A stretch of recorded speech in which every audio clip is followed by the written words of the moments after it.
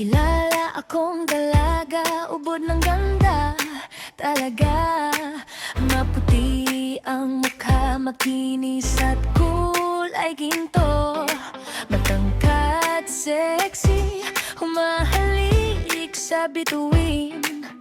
Lahat ng lalaki napapalingon at napapatingin. Ang balat sa leg, sa braso at hita, makinis at maputi, parang gatas na sariwa.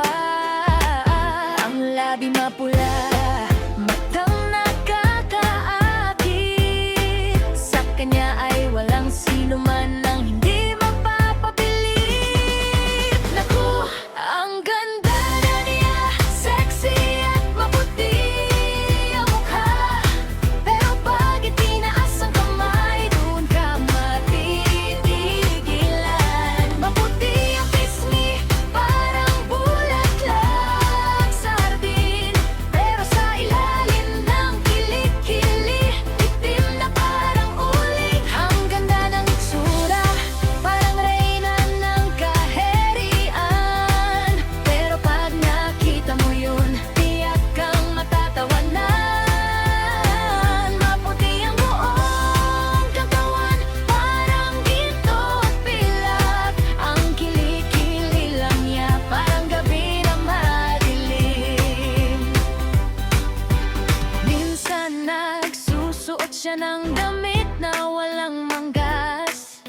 Lahat ay humahanga sa ganda na kaigilas. Pero nang itaas niya ang kamay para ayusin ang buhok, biglang napatigil, lahat ay napabuntong hininga. Ang sabi ng iba, ano ba yang nangyari?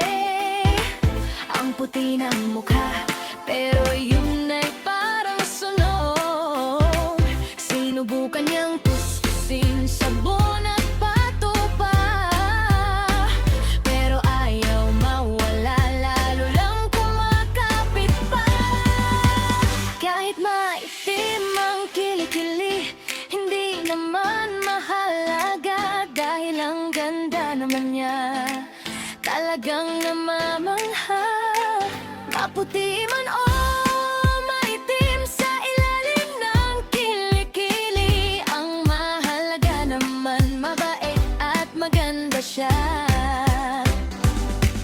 May kasabihan nga, walang perpektong tao.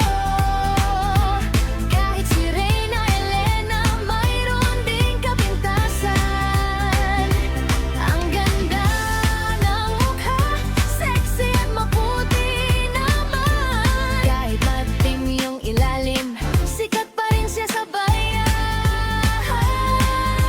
Naku, ang ganda niya, sexy at maputi ang mukha. Pero pag itinaas ang kamay, doon ka matitigilan. Maputi ang pisngi, parang bulaklak sa hardin.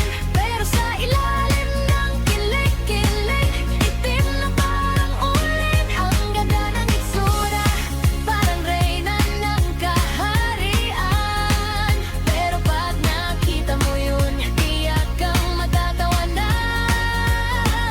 Maputi ang buong katawan, parang ginto at pilak. Ang kilikili lang niya, parang gabi na madilim.